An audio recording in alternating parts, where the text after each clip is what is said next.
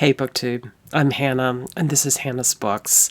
Today I want to talk about the 7th book of War and Peace, alternately called Volume 2, Part 4. Yes, I now realize that I'm supposed to be talking about books 7 and 8 this week, and I do promise that there will be a video on book 8 in a day or two, so we'll stay on schedule for next week.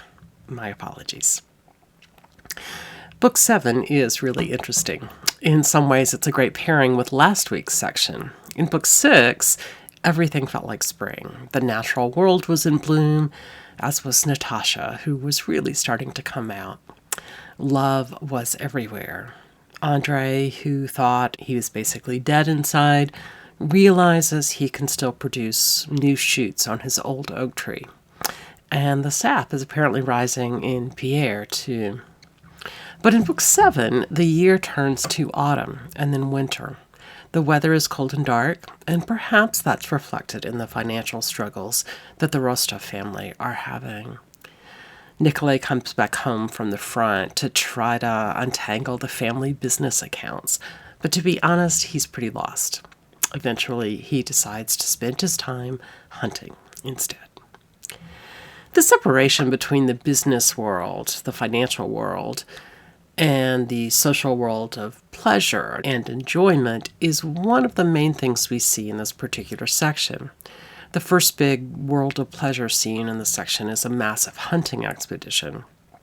Yes, it's a little creepy to me that the thing that brings Nikolai tremendous happiness here is hunting down whatever prey he's chasing. But there are other elements of joy in this scene. The hunting party stops in the evening to visit a peasant community, staying for dinner and entertainment at the home of a man they refer to as Uncle. He sings beautifully, and he plays the balalaika so well that Natasha, also participating in the hunt, decides she wants to learn how as well. She is enjoying herself here, despite the fact that she's lonely without her fiancé, Andre. While Uncle plays music, she lets go, really dancing freely without the constraints she might normally feel in a more urban or aristocratic social gathering. We'll come back to this idea in just a second. So clearly, Nikolai is trying to balance business with the joy of hunting, but in a few more pages we see him balancing the idea of marrying for purely financial reasons versus marrying for love. There's something similar here, I think, an effort to contrast the financial world and the world of pleasure, as I called it a minute ago. The Rostovs think the only way to escape from financial ruin is for Nikolai to marry an heiress, but he resists, and his interest in his childhood sweetheart Sonia is rekindled.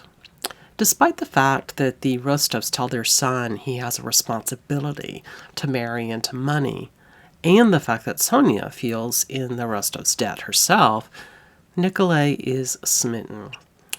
In a different, terrific party scene, he comes up to Sonia while she's in costume, dressed as a man with a cork-drawn mustache, and kisses her. Side note, somehow during the scene, I kept imagining Laurie sneaking up the steps in Little Women to plant a kiss on Jo while she's acting like a Charles Dickens character. At both of these two main celebrations occurring in this chapter, we see something different from the parties of high society that started the book and thread through much of what we've read before.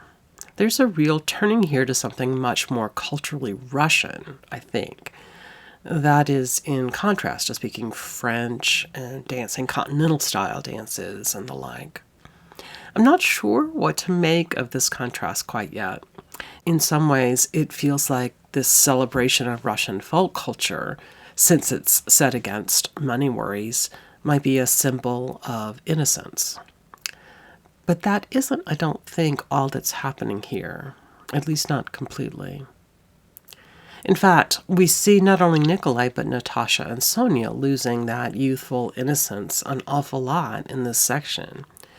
There's a scene near the end when Natasha and Sonia are talking together when they set up mirrors in what's apparently a traditional way to foretell the future. Sonia claims to see an image of Prince Andrei lying down. Natasha is horrified and overwhelmed with worry that her fiancé is dying, and she can't sleep. At least in this translation, it's very clear that Sonia not only does not see into the future, but that she's very aware that she doesn't see anything in this case. So instead of innocence, we end on a note of crisis, of sadness and fear, as well as a kind of deceit. Well, thanks for joining me today for this brief conversation. I'll be back very shortly to talk about Book 8, and then next Tuesday to talk about Book 9, otherwise known as the first part of Volume 3.